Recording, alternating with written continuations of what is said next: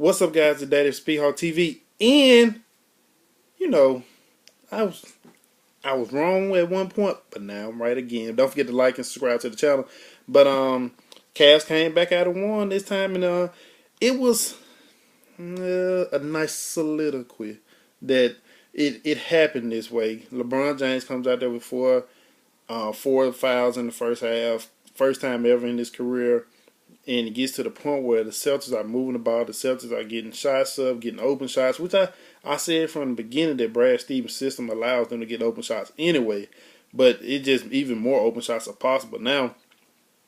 Just because you don't have a ball dominant person like Isaiah Thomas holding the ball for 5, 6, sometimes 10, 12 seconds, and before you actually get into an actual offense. And things of that nature. So it just helped the Celtics overall, but then they're missing that score when the offense doesn't move. You need somebody that can penetrate or somebody that can make their own shot, and they just don't have that type of person on their team. But it was still a good game.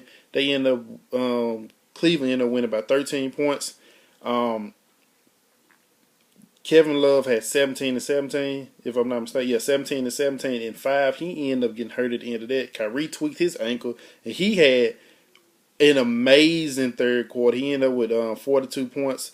And when I say he got to the rack, he was just playing with him. And the thing about me about Brad Stevens was, why not put Avery Bradley back in the game? Because when Avery Bradley went down, they left Rozier to hold Kyrie, and Kyrie destroyed Rozier for, like, I know for sure, 4 straight possessions down the stretch at the end of that, and that was like 12 points right there. And I think he had 20-something in that half. And now the Cavs are up 3-1, and I really feel like Avery Bradley would have did a better job than Rozier. And all you need is one stop, and that'll be it. Because you know when somebody's hot, they're only hot until they miss that first shot. So that's the thing about that. LeBron, and then that was in the third quarter. To come back in the fourth quarter, and then you have LeBron going at the guys like we all know he could, stepping up for what he did. He matched his total from game 3 in the fourth quarter of game 4 now. So it was just crazy. That's pretty much most of the scoring. James with 34, Kyrie with 42, Love with 17, and that's pretty much it. There's nothing else to talk about on that end. But that was my main thing about it was Love was battling on the boards, and Tristan Thompson got a couple in there. But the big thing was they couldn't stop Kyrie, and then they couldn't stop LeBron. So it ended up being the be and end all of that whole little fiasco that happened. And then we come back to the Celtics side, and the Celtics end up with 16 from Al Horford. He had a good game for the most part. He did his thing.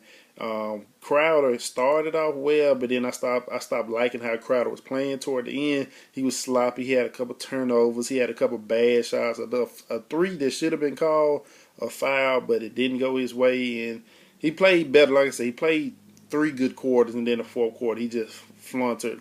Marcus Smart, he wasn't going to have 27 points again in this game, so that ended up not going their way. Or he was just supposed to be a defensive player, but he ended up putting up a Marcus Smart game, not the game that we seen in game 3 that ultimately helped them win. Avery Bradley, which I'm starting to really like, that guy's first team all defense, point blank, period. Becoming a great two-way player or whatnot. He had 19 points with 5 rebounds, but let's not understate that, because his presence on the defense end allowed him to be way more valuable than what the stats may show. And Olenek came in with 15. He's really stepping up now ever since he had that big game in Game 7 of the Wizards series. Jerebko with 9, Jaylen Brown with 9, Rozier with 5, and Rozier can't hold Kyrie, so I don't know what they're gonna do. They got to keep Bradley. They got to match Bradley's minutes with Kyrie's minutes, but then you want Bradley, who's your scorer, to be on the floor when Kyrie's not on the floor, because you don't want to work him too hard on both ends of the floor. So that's that. My prediction for the next game, I got the Cavs winning. Cavs winning and closing it out. Then us waiting till June 1st for the series, the finals to start. That's when my channel pick up again. But really, it was mostly the gist of it. The Celtics had a great game plan throughout, up 10 at a half, 57 to 47 at a half. And then come to the point, Kyrie ends up hitting in the third, and LeBron hits in the fourth. And you couldn't buy a single stop, and that was the end of the game. You couldn't buy a stop, and you couldn't win, because at one point the Celtics were winning the second chance point, but it just felt like Kyrie, Kyrie, Kyrie, Kyrie. Then you're like, okay, Kyrie hurt. Then he come back and score again. Then you go to the fourth quarter when they put Kyrie down, and then LeBron's coming at you, and LeBron's getting everything.